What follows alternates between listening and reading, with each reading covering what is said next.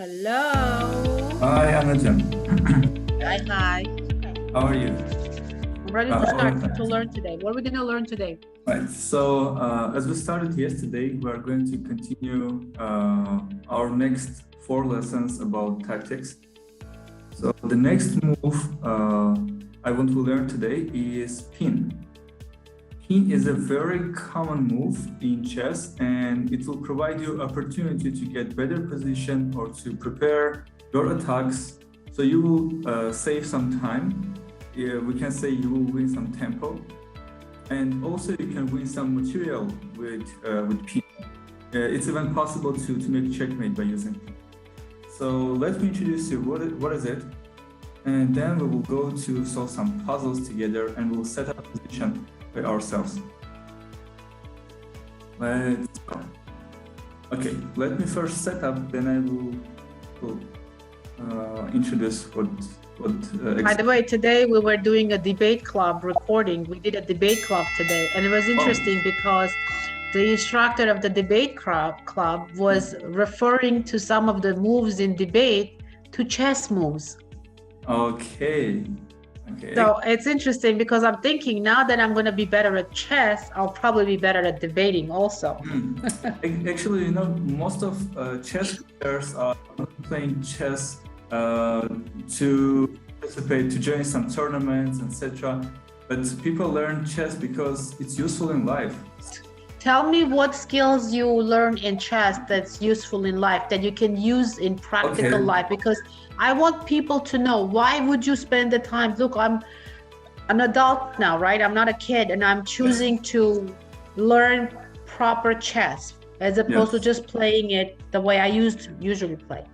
Okay, I think the most important thing you can learn from chess is you will learn how to think, how to plan one move ahead, at least one move ahead, right?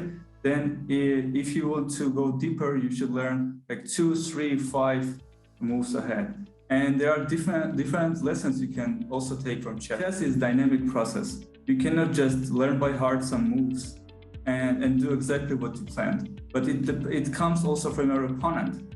It's impossible to plan all moves in chess, because even the first move in chess, just the first move that has the least number of possible moves, of possibilities. So only first move contains 400 possible variants, and you cannot plan them all. So if you go deeper into the game, there will be just millions and billions of possible variants. So that's why you cannot plan it all. And this is a dynamic process, and it comes from your opponent. So the same is in life. We cannot plan everything. We can plan just several moves ahead, and you should be ready to change your plans to find another way to reach your goal, right? So I don't know, there are lots of things. No, that sounds good. Sounds good. I just want everything I do, I just want to compare it to real life. Get Skills Academy is all about learning practical skills and skills that are going to make you a better, whether it's a better professional, whether it's a better person, better friend, better family member, better sibling, parent, and so on. So can we say that we teach people like how to achieve their life goal? Because people have different goals, right? Someone wants to be like good parent, someone wants to be a successful businessman, someone wants to start his career or something. So we help to get life skills to reach their goals, isn't it? So another thing I wanted to share about, like, connection between chess and life. I think and in chess and in life, you should never give up, because sometimes you're losing game by material or by time or by anything. But this is something that I took from life and bring it to chess, not from chess to life. Just another process, like opposite process. And if you believe that you can win, if you believe that you will do that, actually, even if you lose like lots of material, you have just several pieces and your opponent has a lot, like much more, and his position is better, but you believe and you concentrate, you focus on your goal, I think in 80-90% of cases you will do that. if you will focus and if you will believe, you will find a way, because there are just millions of variants what you can do. So you will find that right way to do it. So there is one more thing that I think it's more important for kids, maybe also for adults, but especially for kids, because adults have their goals to reach their goals. They have goals in business, in their personal life, etc. How chess can help to kids? I think the biggest problem in our in current times, for kids it's very difficult to focus on one thing at the time, because of the gadgets, because of the internet, and so kids used to change, switch from one thing to another one so quickly. Like they can watch a video on a website, then switch from one to another one quickly. They can scroll hundreds of images in 1 minute, or they can switch from one game to another one. So everything changed so quick for them, and for them it's hard to focus on one thing, to concentrate. And this is what chess can help them to improve. They can focus on one thing. They cannot play chess and do something else. Otherwise, if they do like this, they will lose for sure. So they cannot do that. And how to sit and think about the game for maybe 15 minutes, 30 minutes and longer. So I think that's going to help them to learn anything in the future. Because if you want to learn something, you should focus for a long time, right? For a while. You cannot learn. So what you're saying, if I understand you correctly, is that what you're saying is that chess will help us improve our focus, to improve our ability to focus better. Yes. Because especially in today's day and age, in today's society, kids especially are so bombarded with so many distractions. Yes. That chess can help us to learn to sort of push away the distractions and concentrate on one thing at a time. Chess also contains art part, because there is a lot about imagination. There is a lot, you can imagine different positions and you can compare it with life. So it's very interesting. Our today's topic, it's pin. Let me set up one position and we'll discuss how it works. Okay, or it can be even the knight, doesn't matter. Okay. So in this position, bishop is attacking the king and knight is covering the attack. It's blocking the attack. So what definitely we call pin. Pin is when one of the pieces protecting another piece like a shield. So it's blocking the attack by itself. And normally it protects a piece that has higher value than that it is. So here knight is blocking the attack to the king. So it's protecting the king like a shield. And it cannot move, because if it moves, king will be under the check. Okay, so this pin called absolute pin, because knight cannot move from here. If we change, if we take the king from here and put the rook, knight can move, but knight will lose the rook. So in general, it will protect the rook and the opponent will decide to move rook instead of the knight. But in some positions, for some reasons, maybe your opponent will prefer to lose the rook and keep the knight. It depends on the situation. Okay, but here knight has rights to move. In absolute pin, pinned piece cannot move. So knight called pinned piece, and this position called the pin.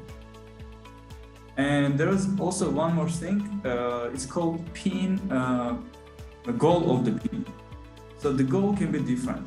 Goal can be like capturing pinned piece. Goal of the pin can be making checkmate, or for example, knight can protect any of its pieces, right? Like let's say it can be the rook. And here, or okay, not the pawn, but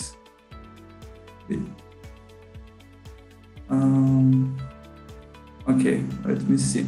Maybe another bishop. All right. So knight could protect the rook if it wouldn't be pinned. And in this position, because knight is pinned, you can just capture the rook and you won't be captured. Because knight just lost its functions. It cannot do anything. It cannot be moved to any square. Okay, this is just short introduction of what pin is, and then let's go into exercises. I think that's my favorite part, doing the practices and the exercises and doing puzzles. That's my favorite part. Okay, and after that, we will set up some positions by ourselves. It's white's move. And how can white do the pin? That's easy. I mean, that's so easy. This is your the bishop goes from c2 to b3. Okay, great. So then we capture the rook. All of this pin was capturing the rook. Okay. Okay, so here it's white's move again. Yep. Can go. It's easy. Hold on. This is very easy. Do something harder. Okay. Okay. And then. All right. All right. This one. Okay. So now is it in two moves maybe? No. Again, one move, but the goal is different. Goal is not material. Goal is, what is the goal? Oh, I want you to find it and tell me. Okay, so I have to do a pin again? Yes, with white. Okay.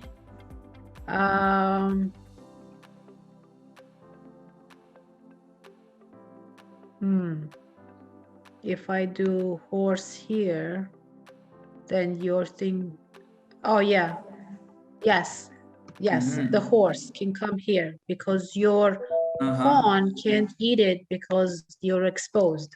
Yes, because the pawn is a pinned piece and it loses its function. It cannot just capture your knight. Otherwise, but is this a check? Because this is even checkmate. The king has nowhere to go.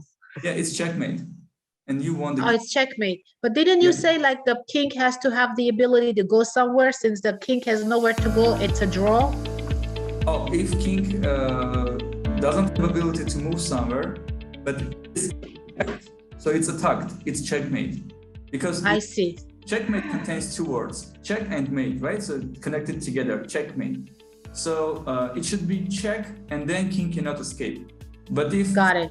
It's missing, there is no check and king cannot escape. This is stalemate, it's not check. Gotcha, stalemate, not a draw. Okay, let's do another one. This is stalemate is a draw. Stalemate is like stalemate game will be done as a draw. Each side half point. They will share 1 point between each other. Okay. Okay. All right. Again, white's move. My white's move. Okay. Oh, it is. Let's see. The same thing. It's easy. It's the horse going here. Let me see. Okay. Okay, Anajan, what do you think? If we don't have this lesson, for example, we don't know what pin is, right? Wouldn't you find this move anyway? Like, yes, because I mean it's just a logical move to think 2 steps ahead, because you're saying, you know, if I move my horse to check, your pawn can't really move because of my rook in here. Yes. So normally we all use pins and other tactical moves, even forks and etc. Even if we don't know their names, like how to call them. But when you learn about this, it helps you to find it quickly. So if you see the position, you will feel that, oh, here is something that I'm used to. And you will find that how to make pin, how to make fork, etc. This lesson just help you to find it quickly, to use your opportunity. Do not lose your opportunity. But normally, even if we don't have this lesson.